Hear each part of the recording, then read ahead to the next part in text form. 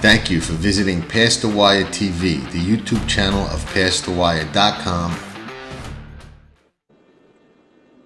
Today on the show, we have Arizona steward Jason Hart, and thank you for joining me, Jason. Thanks a lot, Jeff. Thanks for having me. No, appreciate it. I like to show people all the different jobs on the track, and one of the most important jobs on the track is being a steward. And I know most people probably think it's just the three guys, and they might not even know that it's three guys or girls that are officiating. They're kind of the referees of our sport. They probably think the only time they're up in the booth watching the races, but there's so much more to it. So could you take us through some of the important aspects of being a steward? Yes, sir. So, like you said, when we're looked at as stewards, people do just primarily think about us being in the stand and making decisions on inquiries and objections, but that's just a small portion of our job. You know, we are tasked with being the regulators and, our job is to protect all the horses on the backside, all the licensees on the backside, as well as the betting public. And to try to, we have to make sure that we do the right thing. And when there's any kind of a rule violation on the backside or a confrontation or anything, that also comes to us in the morning. And we have to hear those cases and adjudicate them and make the proper decision on possible sanctions on licensees. We also review entries. We have to proof the program, make sure all the horses are eligible for the respective races that they are entered in. And then whenever there's a discrepancy, people come to us to, we have to iron things out, or if somebody has made a mistake, it's up to us to rectify the mistake. So in the mornings, is there one steward or all three stewards? How many stewards are in with the entries? There has to be one, but there's usually always all three of us there on entry days. And then when you have the hearings in the mornings, whether it be a jockey causing interference or maybe a hot walker and groom got in a little altercation and they have to come in before the stewards, those are all things that you're doing in the mornings, in between your race entries and going up for the first race. Are those some of the things that you do? Yes, sir. Typically, as stewards, we go to the steward stand approximately an hour before the first post. And so we get there pretty early. We get there about 6:30, 7 o'clock in the mornings to start all of our paperwork, the stewards reports from the previous days, the rulings that we have to do, and we just start taking care of our paperwork in the morning. And then we usually have our hearings, somewhere around between 9 and 11 o'clock in the morning. We try to coordinate with the licensees that are involved in the hearings to see when they're available and the best time that they're available for. And then we also look at our schedules to see when the best time is to have the hearing, and we take it from there. So right now, Turf Paradise is racing 4 days a week. Is your job Yes, as steward 4 days a week, or are you there 5 or 6 days a week? We're here 5 mornings. We're here 5 days a week. We're here also on Fridays, Monday through Fridays. But we're always there on race days and entry days. Here in Arizona, we enter 7 days out. So every race day is also an entry day. And we're in the office for 5 days a week, Monday through Friday. Gotcha. And then what about, what other tracks are you a steward at or have been a steward at in the past?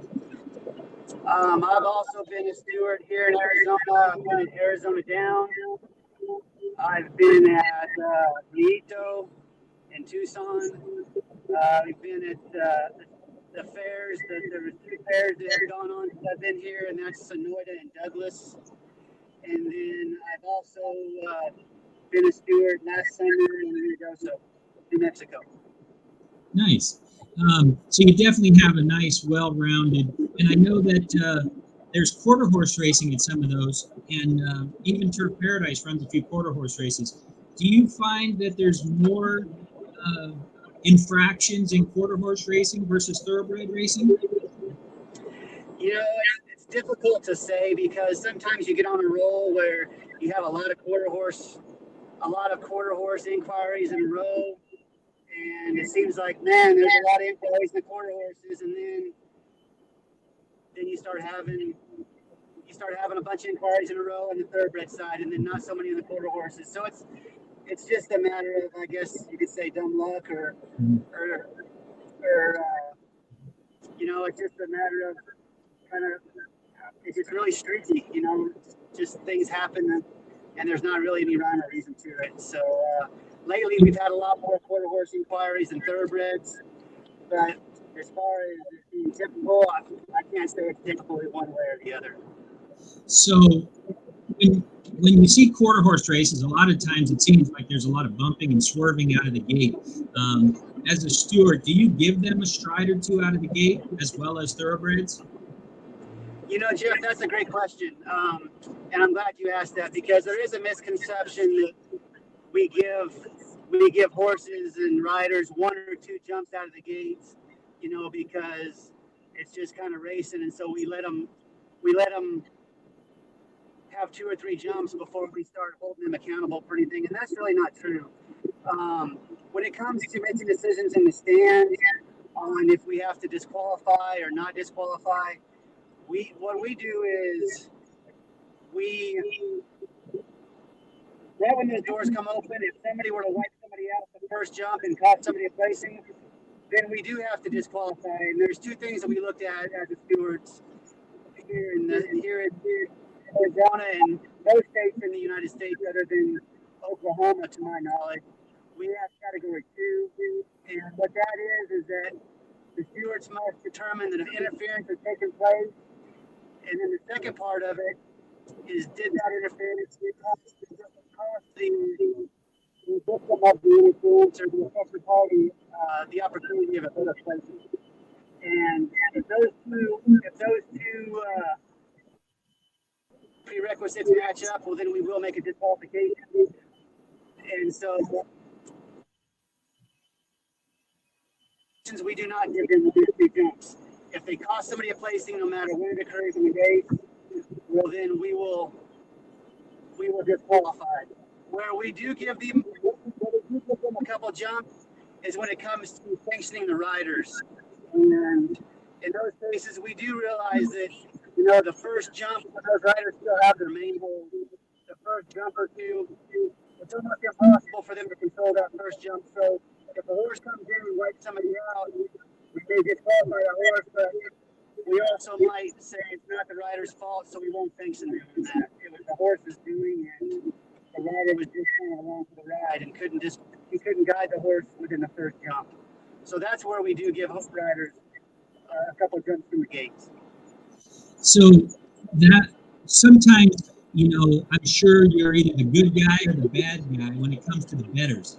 So, you know, a horse gets disqualified and the bettors are like, man, the jock didn't do anything. And it's just, you know, very subtle, but it costs them a placing.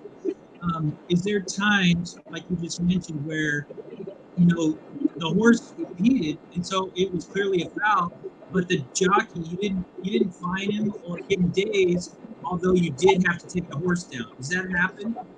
That happens all the time, Jeff, and it also happens the other way. Sometimes a rider will do something that's unsafe, and he might interfere with another horse and then go on and win the race. And we don't disqualify him because even though he interfered with somebody and did something that was unsafe, it did not cost that other horse an opportunity of a better placing.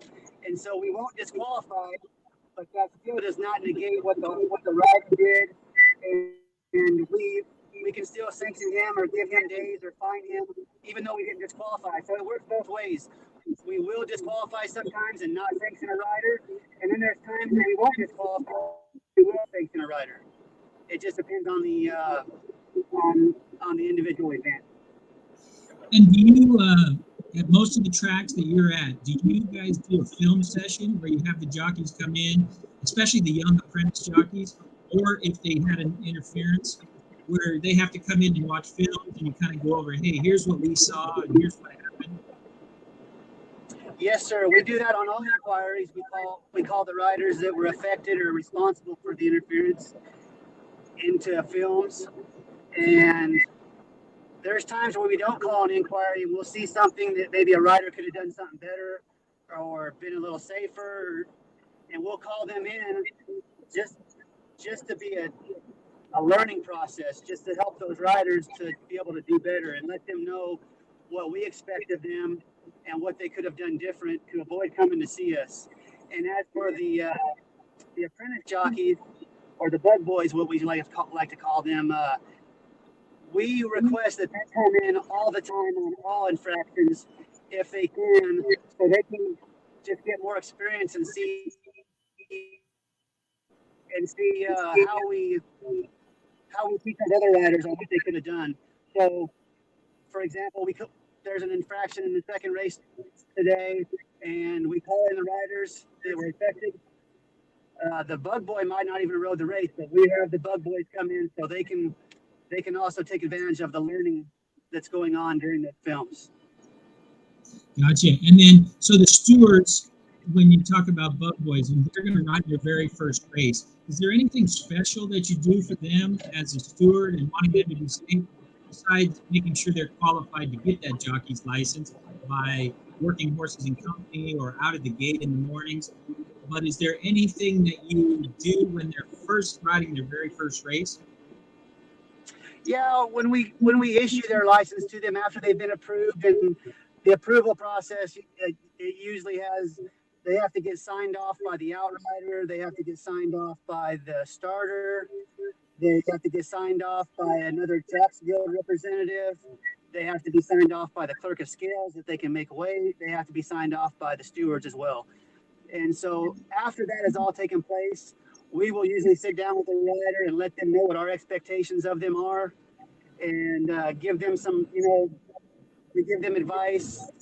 For example, we tell them to lean on some of the veteran riders in the jocks room and listen to them, because those riders will teach them a lot more than if they just try to learn everything on their own. It's always good for somebody to maybe mentor those riders, and we try to get that set up for those riders, to get them kind of a mentor in that room. And then we have an open door policy here in Arizona. If anybody has any questions or needs help, we're always willing to help them. And so we just want to let those bug boys know that we are watching them in under a microscope, since they're new riders, and we're going to be watching everything they do. But we also want to let them know that we're also there to help them succeed and help them to become better riders, so they can have long careers and successful careers, and they can be safe. They can go home to their families at night, and then all the riders that ride around them will be safe as well. No, that's great. Would you say that with stewards, do you have to go to school for that? Do they just get experience? How does that work to become a steward?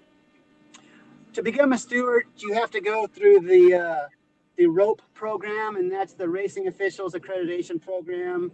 And it is every year, usually once or twice a year, they have an accreditation school. It lasts a week long, and you have various classes, and then you have to pass a series of, I think it's 5 tests. And in order to be eligible to be a steward, you also have to have, I believe it's like 3 years of a racing official experience in a racing official capacity, or a jockey or a trainer. And so once you have that prerequisite done, you go to school, you pass all your tests, then you're an accredited steward, and then you're eligible to be hired by whatever jurisdiction has opening for you.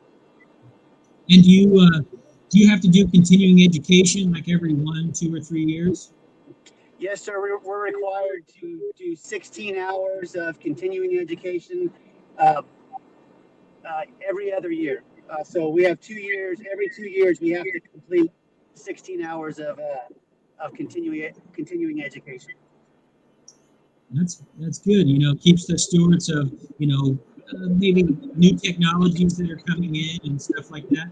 So typically, and maybe our viewers know or they don't know, there's typically 3 stewards in the booth as we call it, upstairs with your viewing of the race. Are all three stewards facing forward and watching through binoculars, or is one watching the television and two watching the track? How does that work? I think every jurisdiction might do it differently. There's more than one way to skin a cat. The way we do it at where I've been is you have one steward that is watching the race in the binoculars. You have one steward that's watching the TV, and that there's usually like 3 or 4 different angles on the TV, and so they're watching the TV. And then the third steward is trying to. Sometimes we watch through the blinkers. I mean, through the binoculars, but usually the other steward is kind of scanning the racetrack to make sure, like, there's not a hazard that enters the racetrack, or maybe a fan or something that jumps on the racetrack, or another obstacle like jeeps, or in some places there's coyotes or whatever. We just want to make Oh, track hazard. We do have the ability to alert to alert the alarm system and call the race off as a no contest for safety purposes. So, you had to answer the question. We do have a lot of different jobs. We're not all 3 of us watching the race in binoculars. We do split up the job for one. There's so many things we have to take into consideration and what you could have a horse that's loading on the band in the backside, and all of a sudden he gets loose and he runs onto the track during the race, or right. maybe a tree, falls down during the race. One of the things that maybe our viewers know or don't know, but I find it interesting that if a horse gets loose in the post parade, it's up to the stewards to decide if it can run. But I think one of the rules that I find interesting is once that horse leaves the track, he's an automatic scratch. Is that correct? Yeah, well, it's a judgment call for the stewards, and what we have to take in consideration is what's in the best interest of the horse, as far as that horse's safety and welfare. If there's times where horses don't leave the racetrack, where they run around the track or whatever, and we feel like they've exerted themselves and now they're tired, and it's not really a safety issue for that horse. But if that horse is tired and worn out, we have to protect the betting public as well. So if we don't think that horse is going to have a fair opportunity to perform at his best effort, well, then we will scratch that horse to protect the bettors. And obviously, if the horse were to injure himself or anything like that, the vets will look at the horse and they'll make a recommendation of a scratch, and then the stewards will scratch the horse. Yes, sir.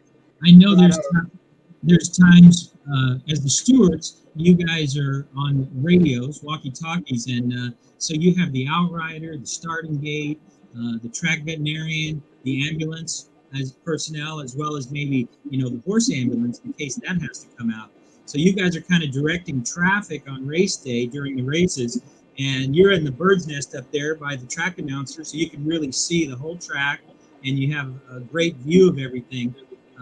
Sometimes, have you ever seen any really crazy events that we wouldn't believe? Wow. Well, there was some elk on the racetrack at Ruidoso this last summer. We had to have the outrider go over there and shoo the elk off the racetrack. That was kind of an anomaly, and you don't see that every day. And I wasn't part of the steward stand when it happened, but I've watched like in places like Louisiana and stuff where there's actually alligators on the racetrack, and that's pretty unique as well. So yeah, there's a lot of things that happen, and if it can happen, eventually it will. And so I know there's a lot of geese at Turf Paradise, so sometimes you got to chase those off, especially on the turf races, because they can get out there and cause some trouble. And I know some tracks, especially on the gallop out, because they always seem to be by the 7/8, wherever track it's at. But so you always worry that the the horse spooks, the race is done, but you don't want the jockeys or the horses to get injured from spooking from that. And there was one other interesting one that I saw, a picture. I didn't see it live. Maybe I saw the replay, but you know when the guys go out on the turf and they tamp down the holes and the hoof prints, so they Yes, were sir. down, they were tamping it at about the quarter pole, and they didn't realize that the next race, usually it's like every other race, so the guys are out there tamping the holes, but they must have got caught off guard because they were tamping the holes, and here comes the horses around the 3/8, and they're at the quarter pole, and they're diving over the rail and under the rail. Yes, and, sir. You probably saw that one. I think it was Del I Mar. did. That's at Del Mar. It was at Yeah, Del Del Mar. Mar. So I've seen pictures and little slow mos of it, and those guys' faces were like, "Oh my god!" So that's just you can see how even though you got the best view, you got binoculars, 3 guys, things can happen, and you just never know. And I saw one other instance where at a mile race, the horse went so wide he went around the starting gate that was parked on the outer rail, and he still went on. I think he won the race, and those are times where you as stewards almost, if a horse kind of maybe drops the rider out of the gate, he stumbles so bad, and for some reason the horse gets turned around and he starts running the wrong direction. I can see there's times where you have to just declare no contest and the riders have to pull up. Yes, sir. Have you ever had to declare a non-contest for some reason? No, sir, I have not, knock on wood. There's been a couple times where there might be a spill, and we're watching to see how fast if that rider's going to get up or how fast that rider can be moved. But if it looks like a bad spill and if maybe that rider might be injured or have some kind of neck injury, we don't want those paramedics to move that rider. His safety and welfare comes first. We can always run more races, so it would be in the best interest of everybody to go ahead and call that race off if that were to ever happen. But for me personally, no, sir, I have not done that yet. Knock on wood. Hope I don't have to. I know sometimes if the rider gets hurt coming out of the gate, it's a 2-turn race, and that happens. That's where you get in those really dangerous situations where you have about a minute and a half before they come back around that area, and so you have to make that decision whether to call them to pull up or they are able to get that rider off safely. The other thing is sometimes the gate malfunctions and they can't get it moved out of the way. Have you ever seen that happen? I have seen it happen. It has not happened when I've been in the stand, but I have seen it happen. And that would just fall under the same protocols if there was any other hazard on there. We would immediately initiate the alarm system and get on the radio and start having the outriders to flag those riders down and let them know to pull up, so they don't have any most racetracks. When a horse gets loose in the morning training, there's that alarm system or warning buzzer. Have you ever seen that activated during the races? No, but that's what we would do. That's the same alarm system. It's the same system that they use in the morning when a horse gets loose. That's what we would use during the races, so the riders could hear it, so they can see the lights in case the outriders can't get their attention. But we will definitely. That's the system we would use. I have not seen it done, but I have seen races that were called off, and I would assume that was done at those racetracks. I just didn't see it on TV. And at Turf Paradise, you have turf racing as well as dirt racing. Do you find any more or less infractions on the grass? We don't. Not to my knowledge. I've never recognized any kind of more frequent either way. Turf racing, I can say that in the turf racing, the infractions that do take place are usually different from the dirt racing. A lot of the dirt races, you'll see a lot of horses, kind of speed horses involved, and so out of the gate, you'll see a lot more riders hustling their horses out of the gates and jockeying for position, and there might be more infractions at the starts on dirt races than in turf races. Not that they can't happen in turf races, but in turf races, you see more of the riders are saving ground and they're relaxed and they're getting their horses. And then when the infractions take place, it's usually at the top of the lane or somewhere where they're looking for a hole and they have a ton of horse and they got nowhere to go, and then they'll make a mistake. And so I don't know if it would be more frequent, but it's usually just different kinds of infractions on dirt and turf. Well, that's good. I really appreciate you coming on the show today and kind of dissecting the jobs and the different things that can happen in the booth. Have you ever had some angry fans or angry trainers either come up to the booth or wait for you on your way out? They're always waiting for us on our way out. Since I've been a steward, I haven't had any trainers come up to the booth, but it has happened at Turf Paradise before I was there. I've heard about. And yeah, Jeff, there's always going to be people that are upset with us because we're the regulators. And you know, if everybody did their job perfect and every rider rode their race perfect and there was no infractions, first, there would be no need for the stewards. But secondly, it would make our job super easy because we would never have to make certain decisions, you know. But our jobs are, we come into play when people make mistakes and when people mess up. And so whenever that happens, our job is to rectify the mistake. And so you're always going to have 50% of the crowd or horsemen upset that you went this way. But if you go one way, that half's going to be upset. And if you go the other way, the other half's going to be upset. So just, we inherit that when we sign up for this job. We inherit that we're going to lose a lot of friends. We're probably going to make a lot of people mad. But that comes with the job. And even before I was a steward, there was times where I was like, those stewards were wrong. This steward, they messed up or whatever. But when you're sitting in that seat, it's completely different. There's so many other things you have to take in consideration that people don't understand. And just like the other day, we had a disqualification and people were asking us, why didn't you disqualify the other horse? And they just don't understand that we saw the other horse committed an infraction, but it didn't cost them. It didn't cost the other horse a placing, so we did not disqualify. So people, they think that we're being inconsistent. In reality, we are handling this case as a separate instance, as a separate case, and there's always things that people think it's the same as another case, but it really is not. And so, yeah, if you're looking to make a lot of friends and have everybody like you, the Stewards is not a good job for you. Yeah. The last thing I'll leave you with is sometimes when there's infractions in a race, let's say it's out of the gate, and then another infraction at the same, or so there's an infraction at the beginning of the race. The jockey's jockeying for position, and then there's a jockey within an infraction within the last 16th of a mile. To my knowledge, you take the first disqualification first, and then you go move forward, and then you go and adjudicate the second part of the inquiry. Yes, sir.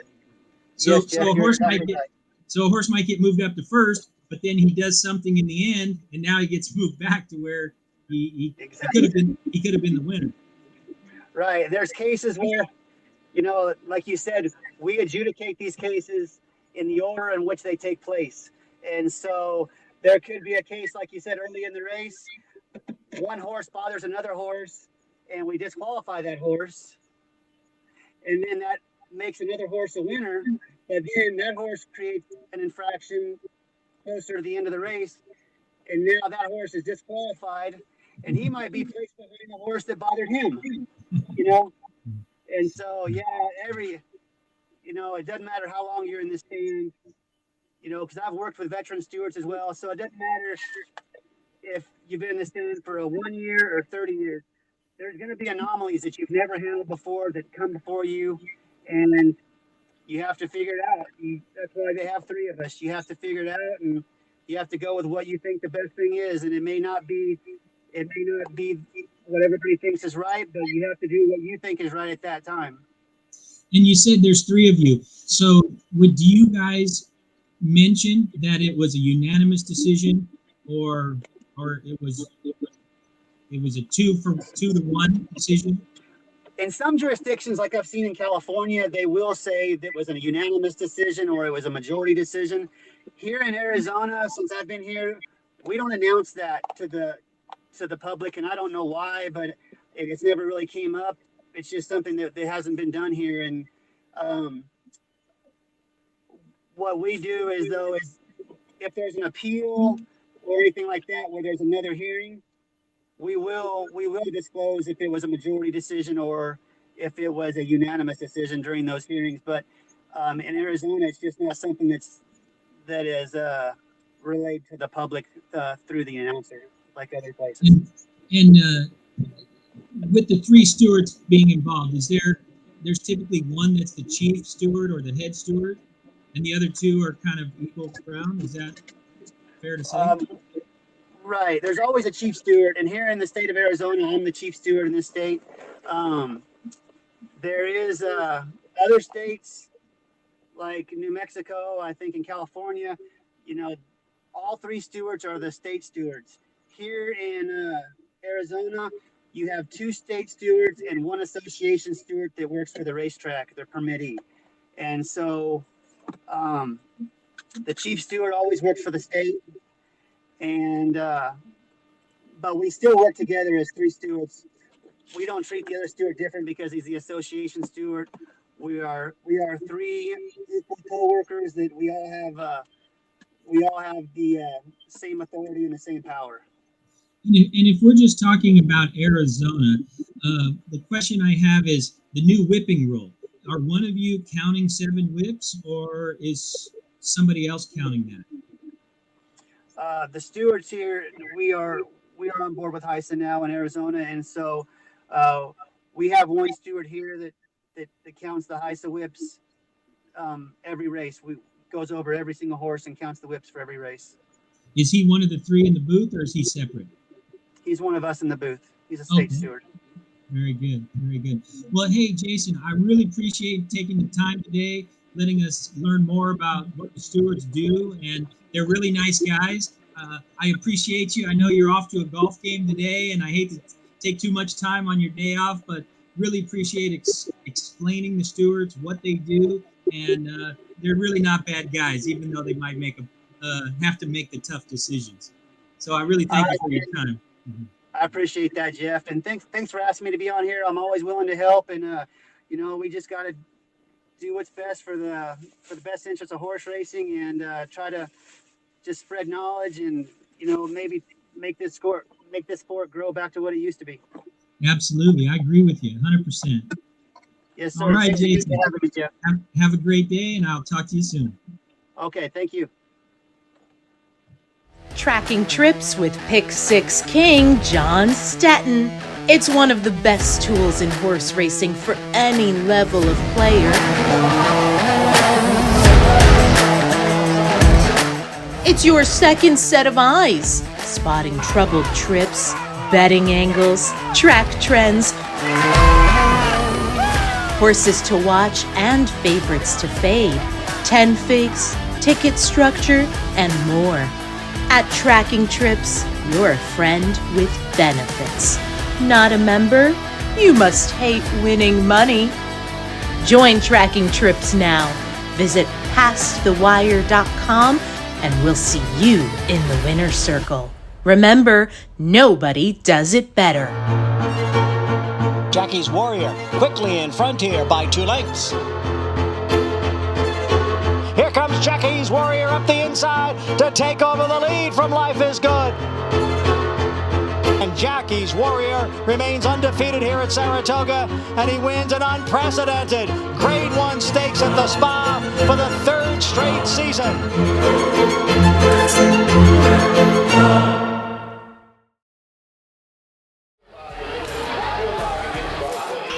Nobody does it better.